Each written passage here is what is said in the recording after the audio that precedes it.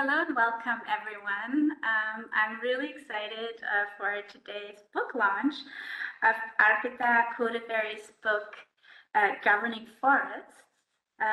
We have with us today as discussants Marie Petersmann from LSE Law School and Rahul Ranjan from the Department of Geography at the University of Edinburgh. My name is Lys Kulamadayil. I'm an Ambizione Fellow at the Graduate Institute, and I'll be moderating today's event. And without any further ado, I'm giving the floor to Arpitha Kodiveri, who, by the way, I just forgot to introduce in terms of her institutional affiliations. She's an assistant professor in political sciences at Vassar College, but also an environmental lawyer and has been practicing for several years. So today we really do have a very interdisciplinary group with us. Arpitha, the floor is all yours. Thank you so much, Liz, for making this happen.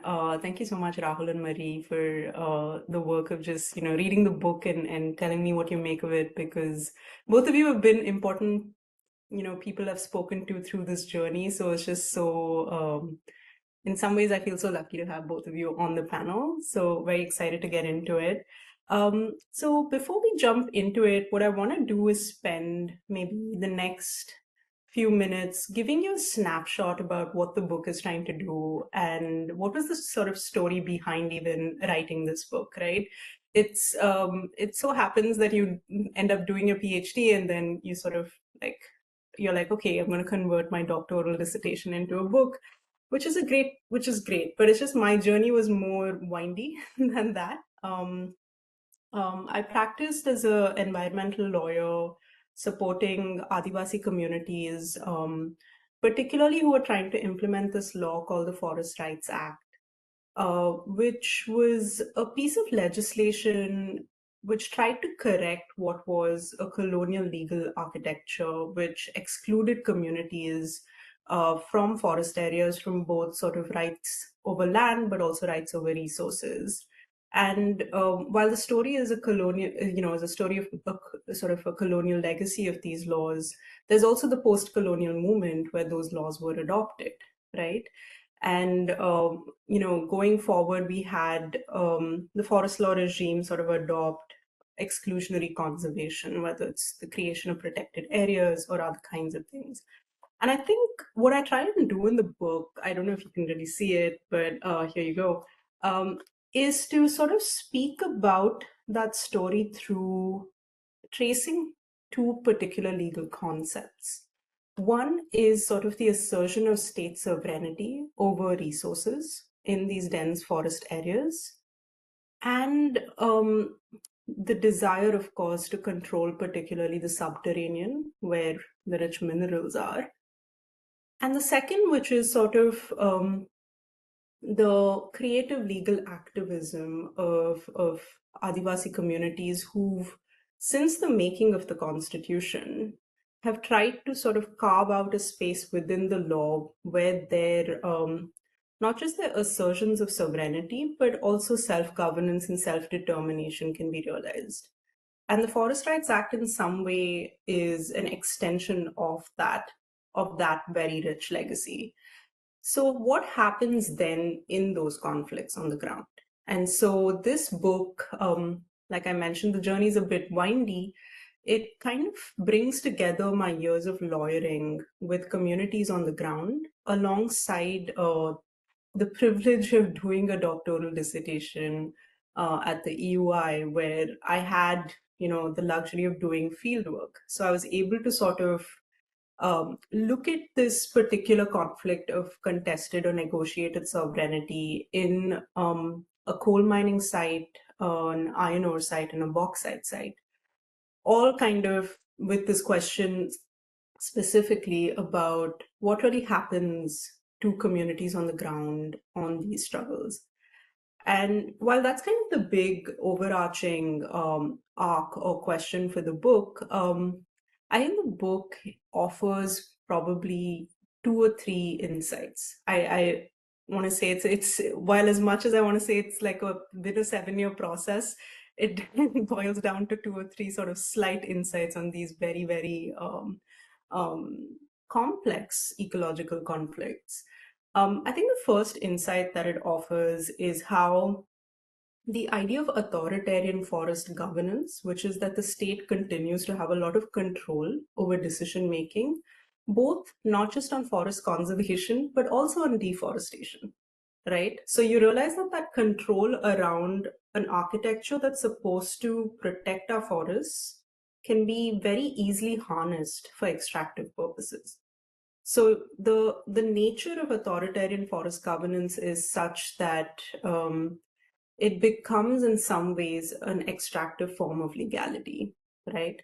It's more about the retention of state sovereignty and control as opposed to, and this is sort of a colonial story that many have already said, but I think what my book does more is sort of show how those everyday decisions get made because of these legal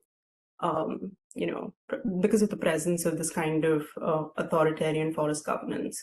Like, just to give you an example, one of the communities that I worked with, they just woke up one morning to a survey happening on their land. They had no idea what was happening, why a land survey was being conducted, to only find out that it was a way in which they were deciding whether prospecting would happen on that land and how dispossession would take place. And so that's sort of the ground reality of what this kind of form of forest governance takes. So that's sort of one part of, or one insight that it offers, that what if we start to look at the intersection of authoritarianism and environmental governance as coming together to dispossess and extract? How does that change the way we view the role of the state? The second insight that the book offers is it talks about, so one of the other sort of guiding forces for the thesis and my practice was to kind of look at the provision of free, prior, and informed consent. And the reason I became so fascinated by that particular provision was I had sort of seen how, feminist legal discourse and sort of the idea of sovereignty over the body had been proceduralized to this question of consent. And it was the same sort of discursive arc that was seen around struggles of land sovereignty. So I was trying to sort of see where does the substantive meet the procedural and how does it become the procedural? And so there's one chapter which I particularly like. It's called Extracting Consent. And in that chapter, what you realize is there's a political economy of actors proceduralizing sovereignty. There's the informal political legal economy that interprets this provision. So there were fascinating characters. I mean, characters now, and I have the privilege of saying it that way. But for communities on the ground, it's sort of their reality. Is there are these middlemen, which they were referred to as dalals, who were sort of agents for the company, who would come in and sort of work with the community to either negotiate how dispossession would happen or to politically manage how the consent provision gets implemented. And it's such an interesting story of like what is supposed to be a very powerful and compelling legal provision coming into the hands of interpreters and agents in some sense of extraction. And so that is sort of the second aspect of the book, where I try to talk about how progressive legal ideas create sort of this sort of sense of multiple actors involved in both interpretation and implementation. And I think the last part of the book, which I think is the more hopeful aspect of this book, is I talk about how despite a lot of, despite both exclusionary conservation and extraction cornering Adivasi communities and forest dwelling communities into a very specific, between a rock and a hard place, really. But how do they still sort of choose to use the law and push back against these frameworks? It's almost as if once you start to listen to that kind of legal interpretation and legal thinking from below, you start to see how they imagine the law and want to change it. And so that chapter is, again, one of my favorites. Obviously, I'm biased in this case.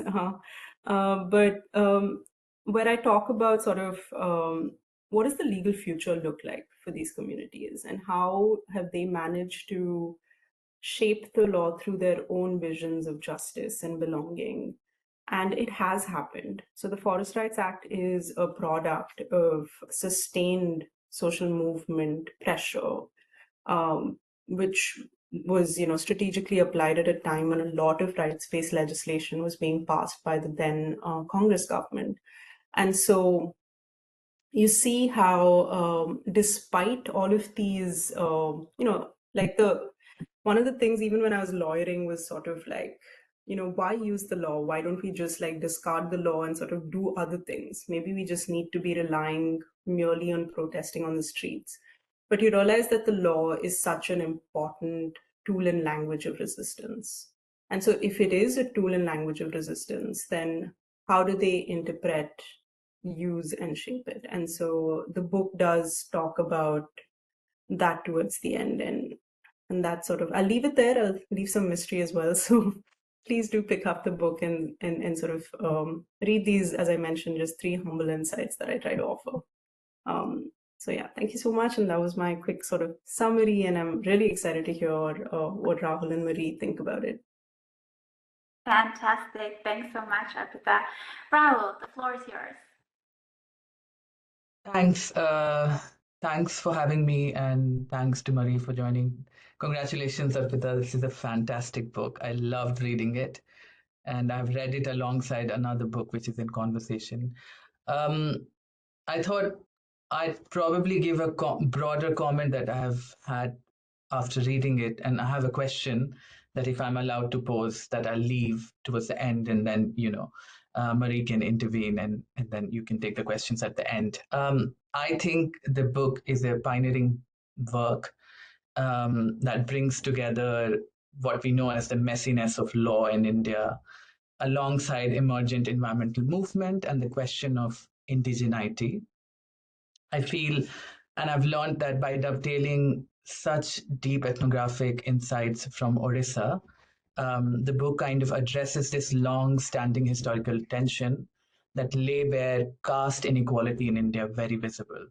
So it refuses to be disciplined by a narrative and foregrounds claim through a maze of voices emerging from various places, sometimes in forest-dwelling areas, sometimes in courtrooms, sometimes in litigation process, and in other moments within movement. So in many ways, I think while the author, you are, Arpita, hesitant and humble to admit, but the reading of text reveals how it really contests the framing of the subaltern, often tactfully constructed by Hindu caste society as mute subjects, seem to be speaking quite often in various places.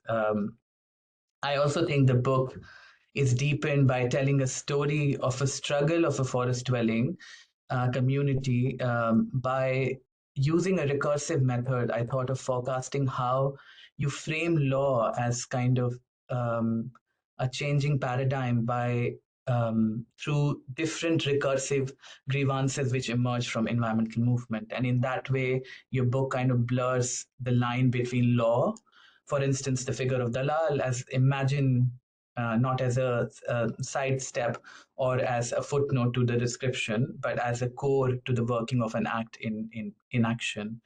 I also thought that as a close reader to this text, I was especially fascinated by the way you constructed the community as the agentive force of change, especially in relation to how they spoke of negotiated sovereignty as a process of making decisions together on governance along with nation state. I think negotiated, but I would also say it is a shared sovereignty, which marks the book as a departure point for the literature that exists by giving more extreme and very layered descriptions of how you bring together the relationship between state and forest, where the state becomes this formal standpoint that often in places are either subverted or rejected by the community. And it is this kind of a force of self-determination asserted in relation to formal state, as you show, makes environmental movement quite important. I think as someone who has been working in the same area in another state and more broadly now elsewhere, I also felt like book really makes a very smart move by making law seem accessible to those who are not trained in it.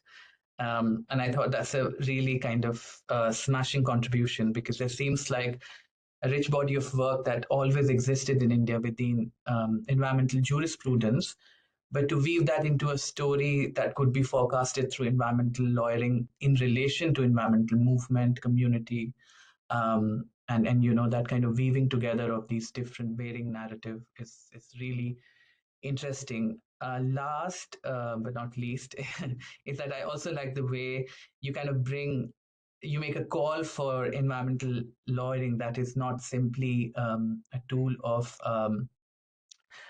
law separated from community, but you very much imagine that as a transformative space where you argue and forcefully bring, and I'll just quote you, where the power of environmental law is used to discipline capital and realize a reimagined forest law architecture that deals with contemporary, anticipates the future concerns for community in these environment. And I thought that's a very interesting kind of manifesto in your book, which is trying to make these small little leakages point in disciplinary bindings that doesn't necessarily converge with each other, and therefore is a great opening for a lot of people who are working in and within and outside of area of environmental struggles in India. I have one question which I'll hold on to, and we can come back to it after Marie probably finishes towards the end. But thank you so much for writing this book. It's been a real pleasure reading it.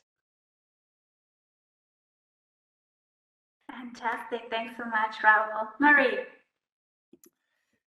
Thank you. Thanks so much, first of all, Arpitha, for inviting me to engage with your book, and Lys for bringing us all together and hosting us so nicely, and of course all of you here today for joining us.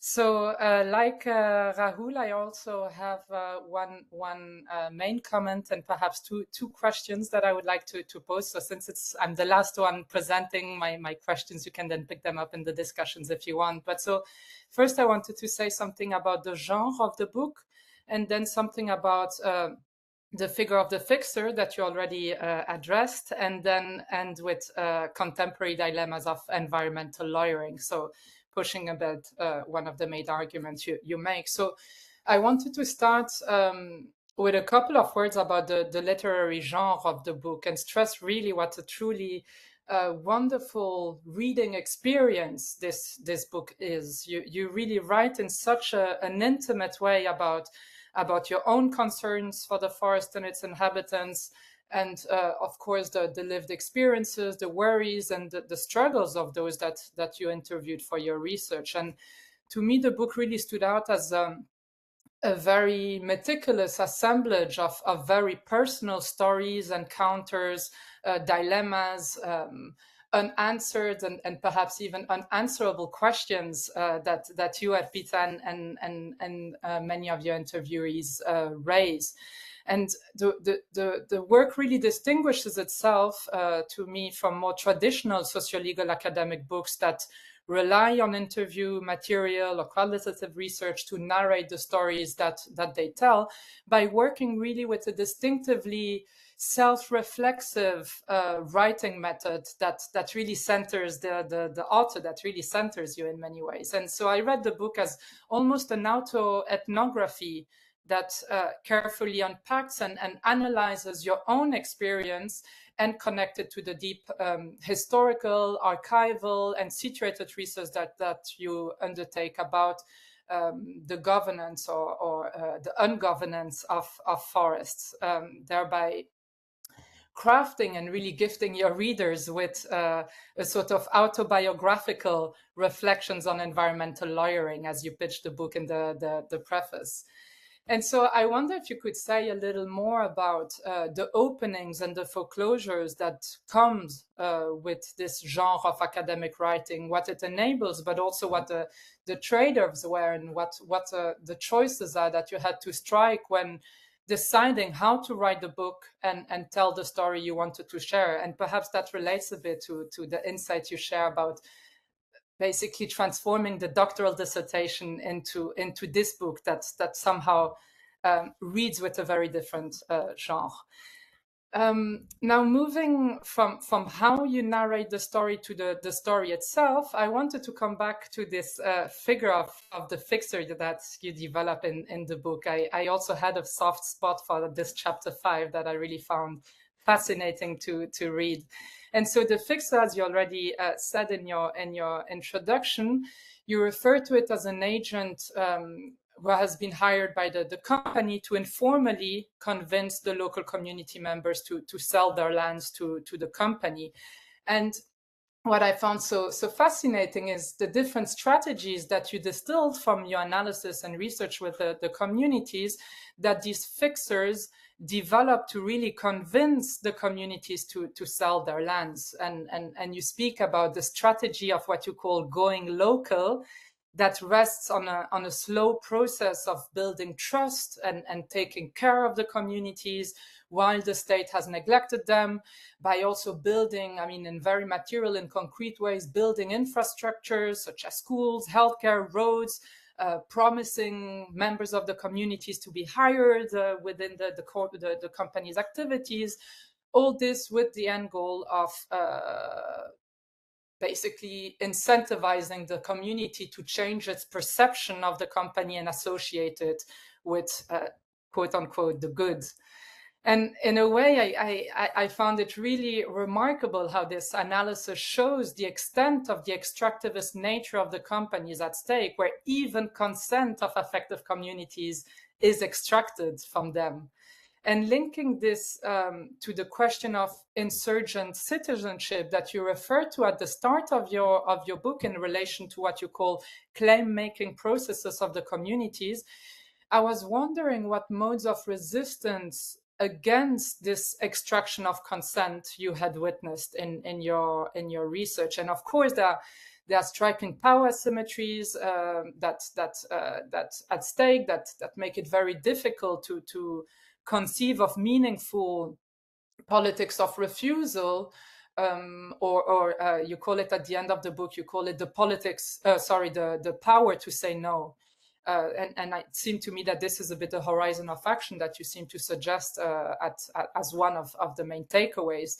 But if we think of for example, what is currently going on in Serbia, following the restoration of Rio Tinto's license to extract lithium to secure Europe's so-called green transition, then it's difficult to think of forms of resistance, of civil disobedience that could effectively resist this extracted consent or extractive consent in light of the violence, the existential threats, and the criminalization that are faced by those who resist or oppose such processes. So how does this play out in the communities that you researched? How is resistance organized against its juridification or against its metabolization within the legal and the economic systems themselves?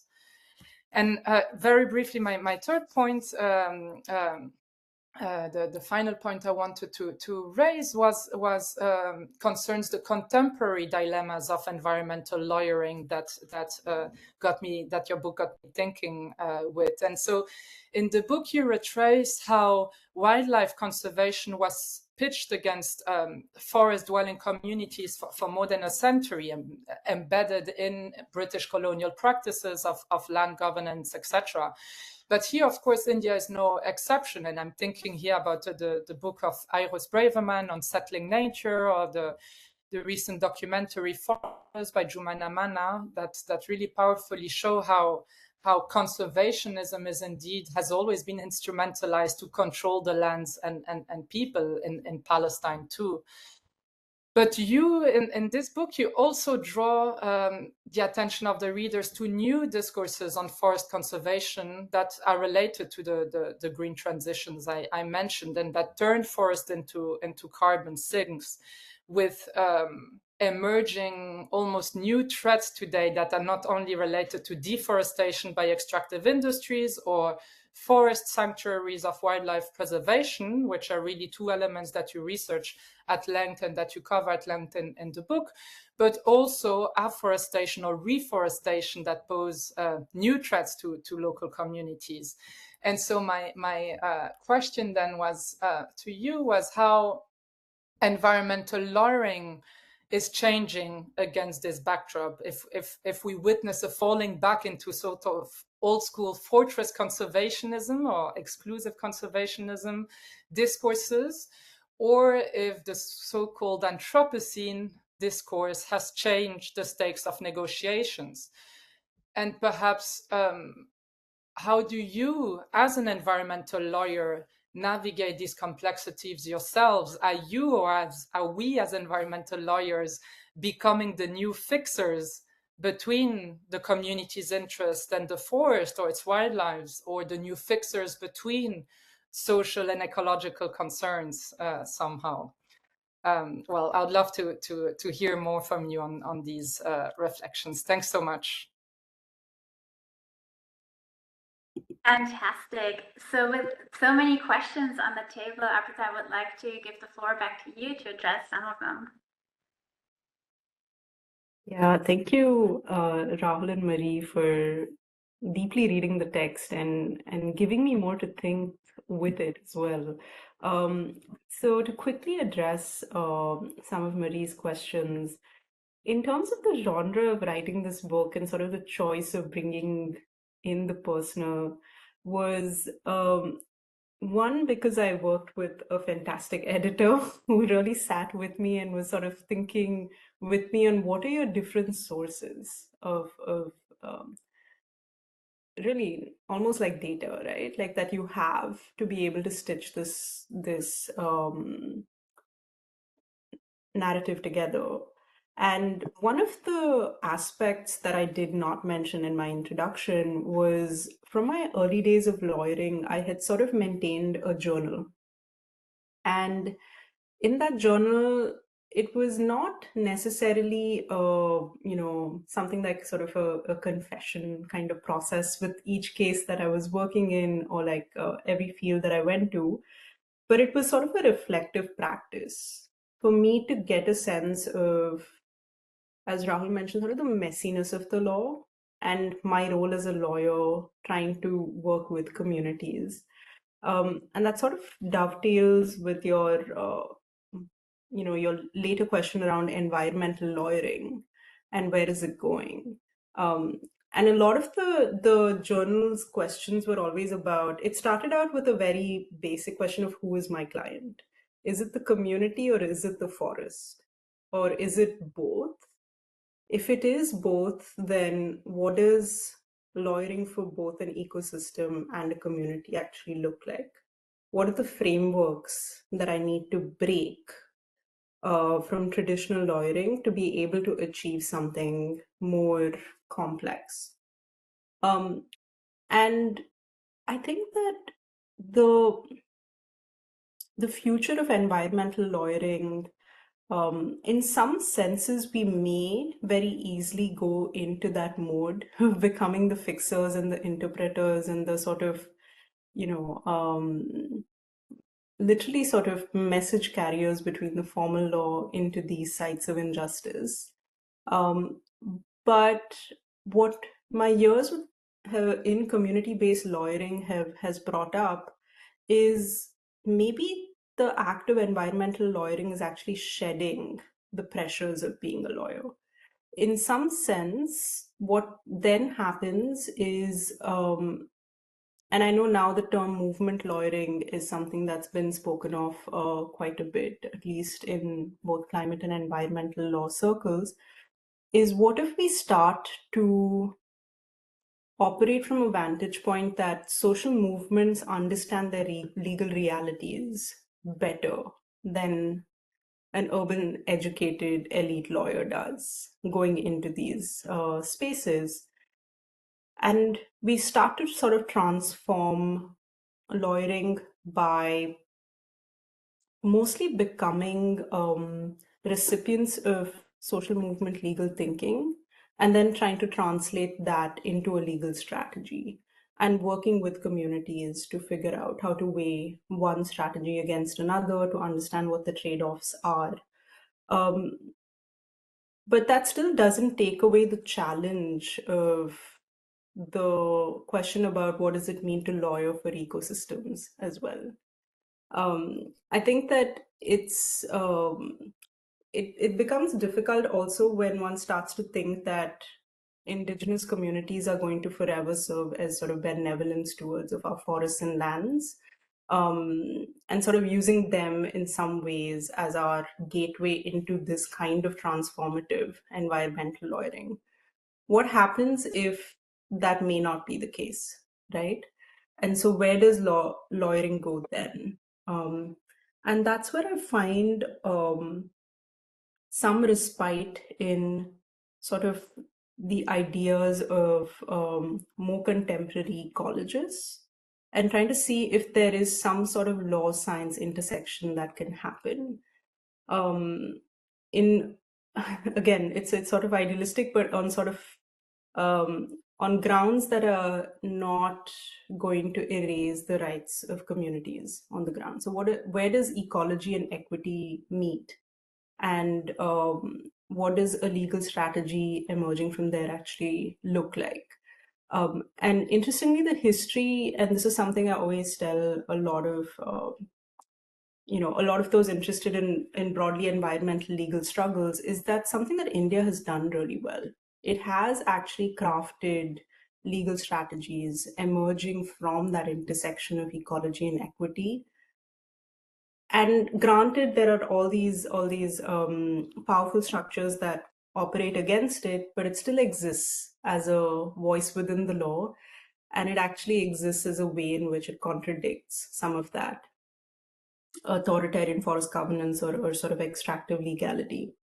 To your question about modes of resistance, that's such a great question. And I think like I often wanted to, I wish I could write another book of just those stories of how the communities have really pushed back. I think I'd probably speak to like three maybe distinct strategies that I've categorized. It's kind of there in the book, it's more implicit, but I'm going to try and make it explicit in this response. I think the one part of it is legal strategies that try and subversively interpret the law in favor of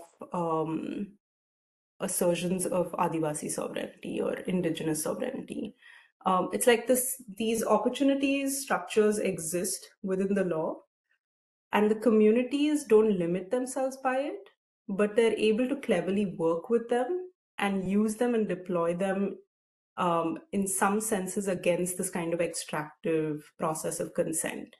So it's very sort of, it's a reactive, but it's also reactive in a way that's clever.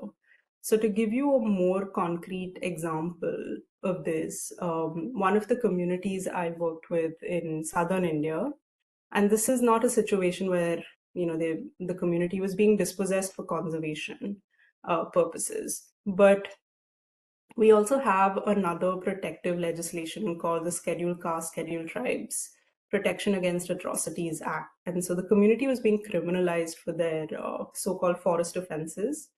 But they immediately counteracted by booking those officers under the Scheduled Caste, Scheduled Tribe Prevention of Atrocities Act, because it says that you cannot criminalize marginalized communities on this basis.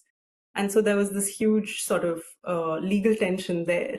And so then the state had to withdraw some of those cases.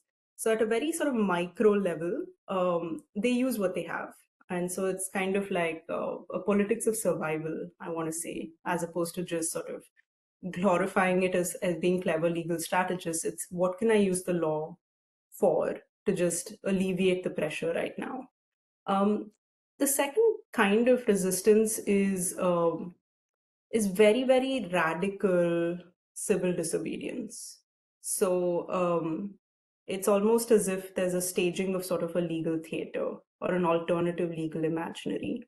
So with the one of the communities that I worked with in Orissa who were resisting the setting up of an integrated steel plant, and that was one of the fixers I had interviewed. And what they sort of spoke about is having an alternative public hearing while the one which was curated, managed, and consent was being extracted from was happening and was quote unquote the official public hearing. So the resistance movement had their own public hearing. They managed to make it official through their own records. They kept minutes. They had this entire alternative story of what the legal implementation on the ground looks like. And interestingly, those pieces of evidence were actually important as the case was being heard before the courts. And so you see that there is this accumulation, and I wouldn't say legal theater, but accumulation of sort of an alternative legal narrative that the state needs to consider. And again, it's very meticulous. It's radical.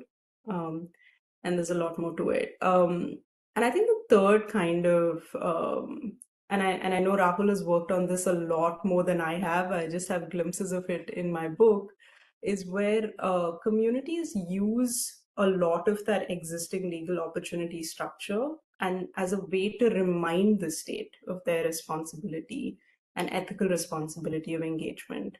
So there is the Patalgadi movement, and I know that the shape and form it takes in Jharkhand is very different, but in some of the villages I went to in Orissa, when I asked them why they were putting the provisions of the constitution on a piece of stone, and in this case it was like a green board at the entrance of the village, they said this was merely to remind any person coming into the village that these are the bases on which our rights stand, and this is the starting point for legal interpretation. And this is how this particular village is going to work with the law.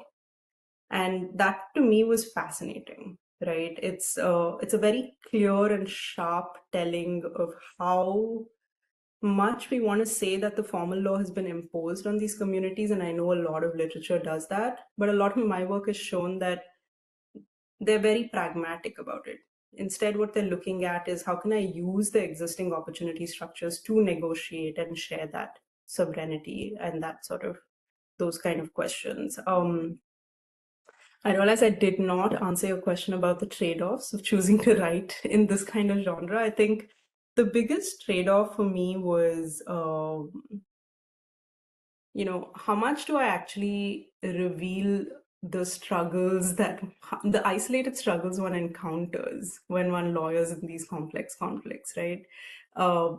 That many of the footnotes or many of the realizations in this book, as you mentioned, is sort of unanswered questions. A lot of it is sort of an opening up and an invitation to think, as opposed to giving you a very tight legal academic text which says here are the solutions and the way forward. And so the trade-off for me was, am I in some sense leaving the reader with a sense of hollowness, or am I leaving the reader with many sort of untied knots and points of entry to come into this complex ecological conflict? And I hope it's more of an invitation than a sense of hollowness, but that to me was the biggest trade-off. I'll stop there. Okay, fantastic. I have to say we have three incredibly eloquent speakers with us today. So thanks for being also sharp in your remarks. And indeed, I'm also left with many questions. This is the moment where I would like to open the floor for questions.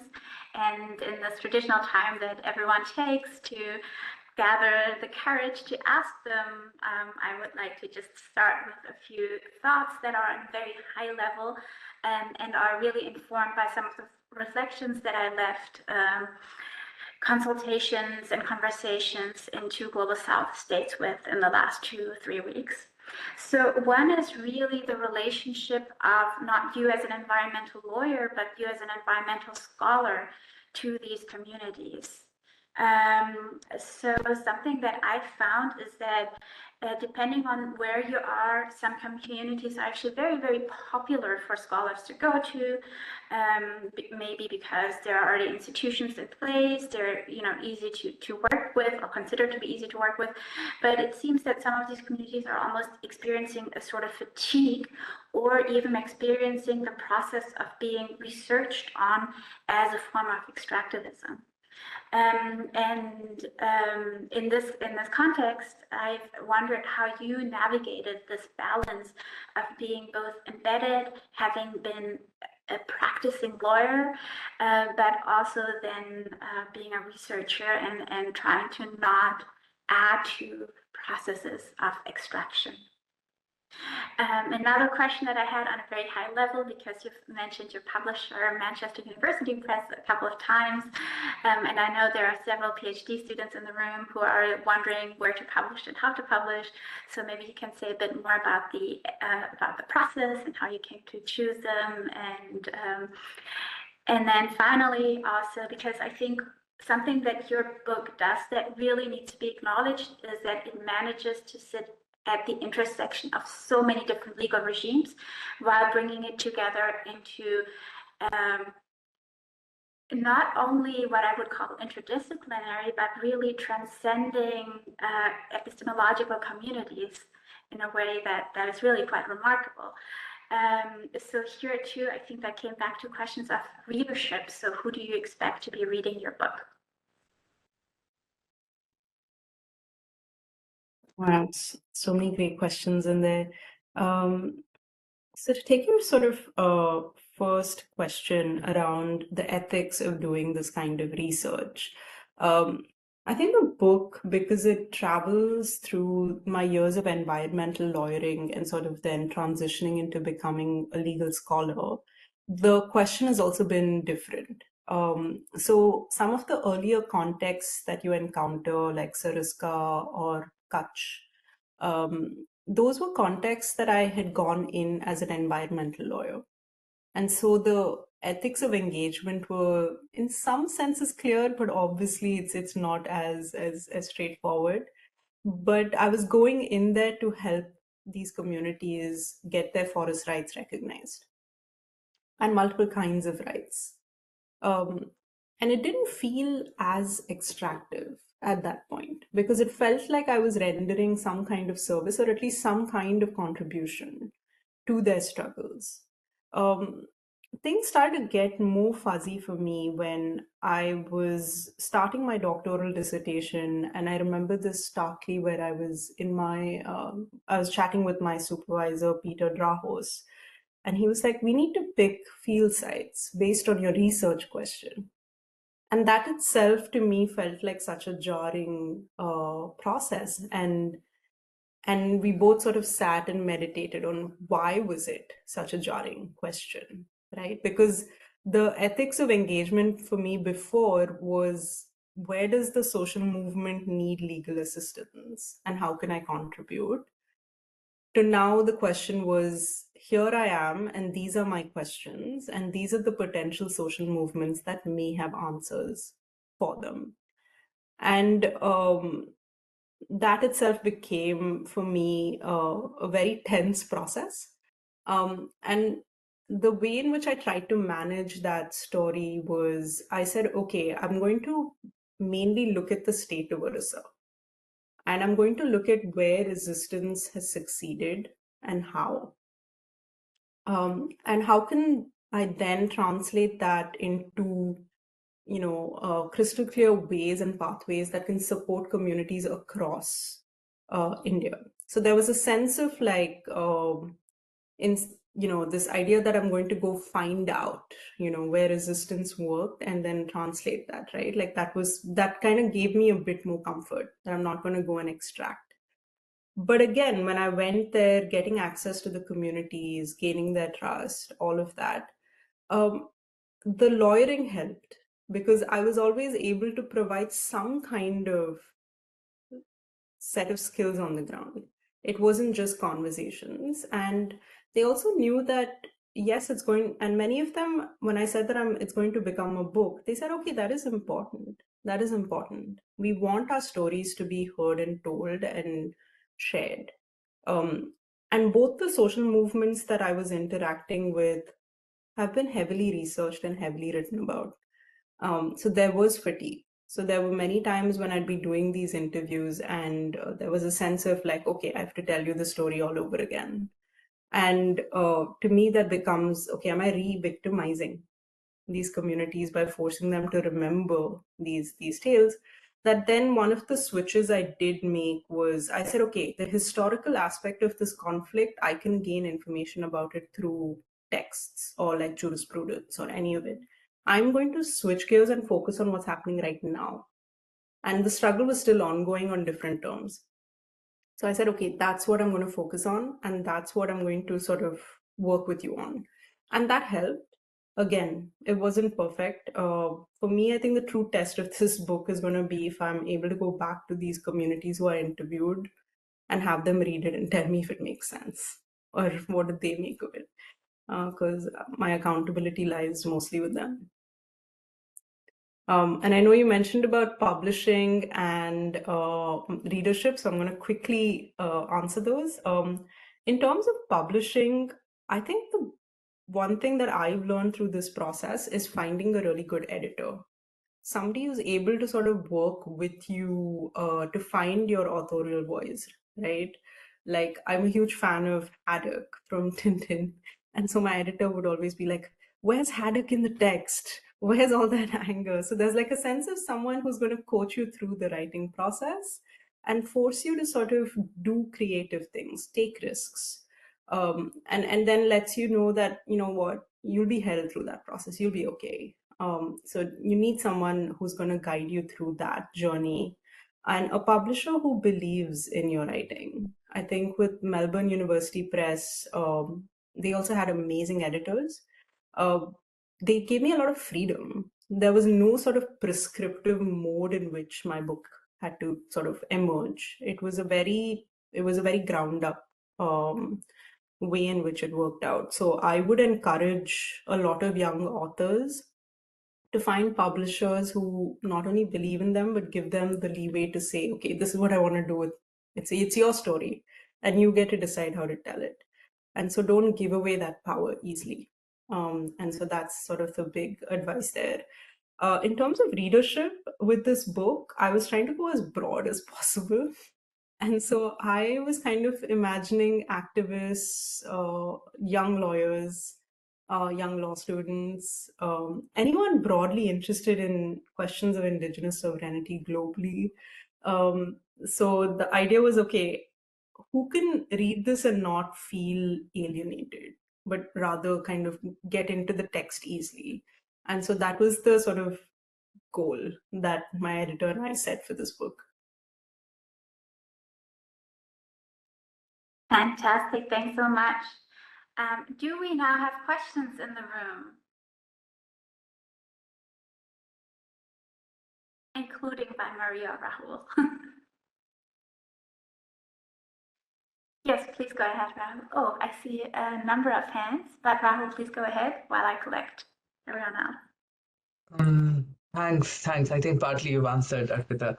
But I was really interested in how do you account for the notion of shared sovereignty through narratives that may actually contradict the very nature of the idea, right? So in ways in which how law instead of expanding can sometimes contain and frame the long-standing struggle against law as necessarily a grievance and not the opposition. So I was just wondering if you've had instances where you felt, and especially since you mentioned Patalgiri, in many instances, Patalgiri was meant to actually, in various forms and shapes, reject the law instead of using law as a method to contain the movement, right? Because it then introduces kind of a moral order in which law can be all encompassing and inclusive, and therefore could account for movements that are not grievances. I was thinking if you've had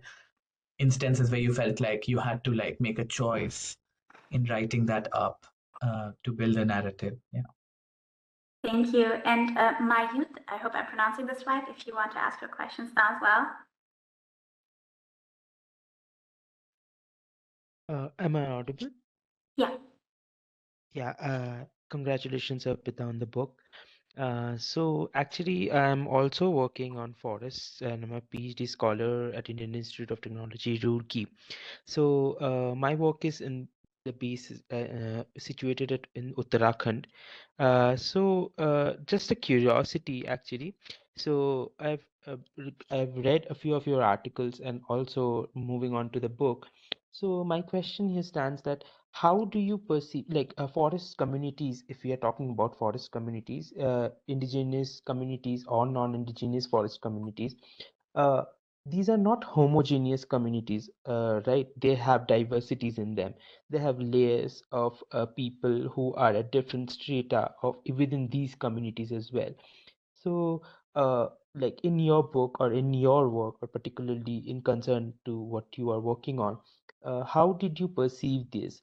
Because in experience of my field work, I'm experiencing a lot of layers of communities or layers of intersection of identities within these communities, and there are pretty much conflicting ideas or conflicting orientation towards who do these forests, who are the people who have rights over certain parts of the forest, certain resources of the forest. So how do you see or how do you perceive these things? Yeah, thank you. That's all.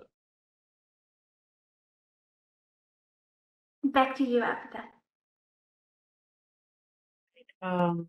Yeah, I think that's such a thoughtful question, Rahul. I think in some ways this also speaks a bit to my own bias when I was entering a lot of these field sites.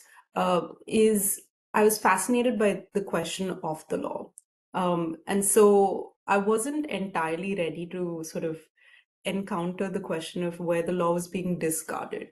And I had to confront it because even as much as I wanted to sort of talk about the law as a tool and an instrument and a language of resistance, it was limiting. It was a source of violence in these communities. And the way in which, at least on the aspect of shared sovereignty, what I did notice is they an element of that sovereign assertion was also to make the decision of when the law comes into this conversation and when it has to be rejected. And that was a very careful and delicate dance. So they would use the law when all other forms of resistance failed. So there were other sort of informal ways in which these forms of resistance took place, whether in Uttar Pradesh it was just communities forming a human chain around land that was historically belonged to the community as a way of saying, this is how we want our land rights to be recognized, to eventually that becoming a community forest rights application. So there was a very sort of very hyper-localized strategic sequencing. And very often social movements were critical of the law. They said, yes, we're using the law because it is a tool in our toolbox, but it takes away more than it gives. And that was kind of a common sort of consensus. I sort of go back to that term of like sort of the politics of survival. So in some sense, the law was pushed on them too, as you know, they were sort of cornered, whether it was the threat of dispossession happening over the next few weeks. You know, what forms of resistance can we undertake? And unfortunately, the law becomes important in those kinds of immediate reactive politics. And a choice that I did have to make is I did not talk more of sort of the informal forms of resistance. When I say informal, I mean sort of the non-legal forms of resistance that was happening, only because I wanted to sort of tell the story of how the law was being used and how the law limited and, as you mentioned, contained the communities. So that was definitely a choice in that sense. And to your question, Mayuk, I think it's such an important one because none of the communities I worked with I would describe as being not layered and complex, and different ways in which inequity was experienced by different members of the community. I think the way in which I've tried to sort of speak about that in my work, again, the law has become my lens of understanding how inequity is crafted by the law. So the law by design, if you look at the chapter where I talk about the way in which environmental law excludes Dalit communities, you notice that the law privileges or decides who's going to be a beneficiary of rights and who are the members within these communities who remain rightless, right? So there is a privileging of the scheduled tribes over other kinds and markers of inequity. And so, because the law loves to categorize and loves to sort of decide who is, whose rights get recognized how, and it proceduralizes it, it becomes a way in which it creates these divisions on the ground. So a lot of the stories around Dalit exclusion has been that the Forest Rights Act, it doesn't recognize their land rights. It doesn't recognize their shared historical injustice. And so if the law excludes and creates, the rights versus the rightless kind of framing for these communities, then what happens to inequity on the ground? It becomes sharper, it becomes more divisive, it creates more layers to that already layered story that you're talking about.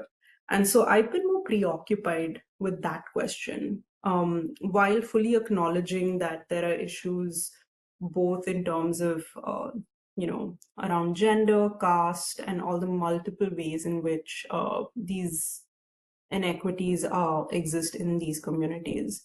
And in my own work, I've tried to, in some ways, branch out in the kinds of interviews that I do or in the kinds of conversations that I do have.